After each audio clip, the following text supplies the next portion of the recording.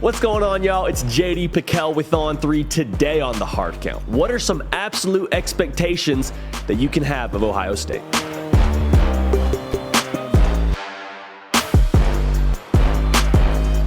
Welcome into the Hard Count, the people's show for every single thing that you know and that you love about college football. It happens here on a nearly daily basis.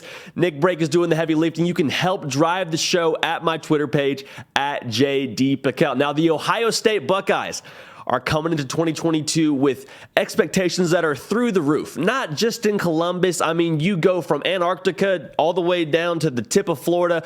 They expect big things from the Buckeyes. And so we're going to talk about the things that are absolutely certain, in my humble opinion, that you can expect from Ohio State coming into 2022.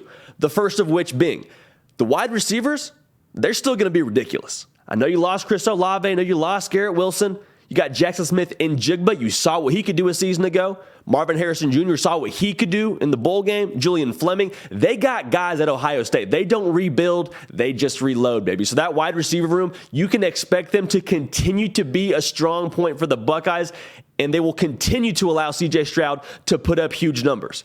Now, Ohio State fans, you already know this. These are things that you probably already know. We're going to make sure the rest of America knows it, and the wide receiver room will continue to be ridiculous, even with the exodus of your 2 first-round receivers. Next thing you can expect from the Buckeyes, the defense is going to be vastly improved. And maybe some of you are saying, well, there's not a whole lot worse to go for Ohio State. That defense wasn't great last year. I understand that, but let me talk to you about this. The secondary in particular, in my opinion, will be better. You got Denzel Burke playing corner coming back for his second year. You got Tanner McAllister transferring with his former defensive coordinator, Jim Knowles, from Oklahoma State. He's going to be playing safety, Tanner McAllister will. But Jim Knowles is going to bring a whole new edge to this defense.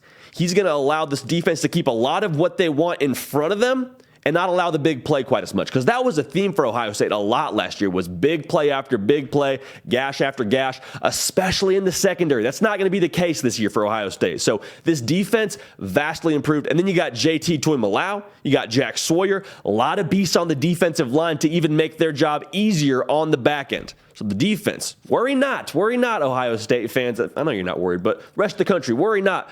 The defense is going to be a lot better than they were a season ago. The third thing that you can expect from Ohio State is Trayvion Henderson. There's no sophomore slump coming for him. He is going to ball again. He's going to put up huge numbers. Last year was over 1,200 yards rushing, but he did that in only 14 carries per game for what a lot of people would consider to be the best running back in the Big Ten, if not the country.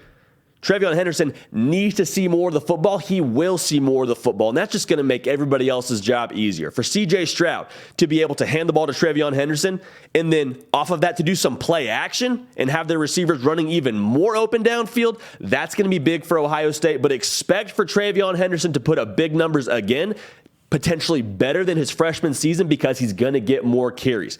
He needs to see more carries. If he doesn't see more than 14 carries per game, it's because they're blowing everybody else out of the water. And he's chilling on the bench at halftime, sipping some Gatorade, watching everybody else do the work in the third and fourth quarter. So Trayvion Henderson, another big year is ahead for him. Now, perhaps most importantly for Ohio State this coming year, the thing that you can expect from them is for them to be ultimately a lot more collected. Because there were times last year against Oregon, against Tulsa at times early in the game, against Michigan, where Ohio State just looked out of sorts. And I think a lot of that has to do with where C.J. Stroud was a year ago.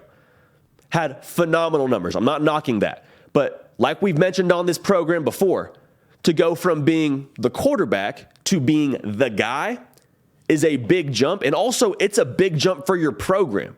Your program will look vastly different when your quarterback's the alpha male. He was the guy, like I said, or it was the quarterback last year. He's the guy this year, and that's ultimately, like I said, just going to uplift everybody else in this program and raise the level of play. Because when your quarterback is the leader of your team, people know who to look to when rubber meets the road, when your back's against the wall. When you're down by 7 in the fourth quarter, for whatever reason, you know, okay, we can look to 7. He's our guy. He's got us. We're good. That's crucial for a team to take that next step. So for Ohio State, if they can correct that defense, you know my feelings about the Buckeyes. You know where I stand on Ohio State. I think they have this thing teed up to have a huge, huge season.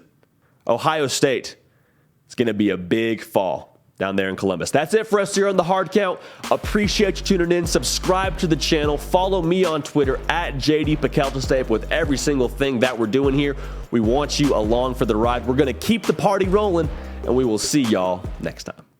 Hey y'all, thanks so much for watching. Subscribe to the channel here to make sure you don't miss an episode of the Hard Count. Also be sure to check out other videos on the On3 YouTube channel.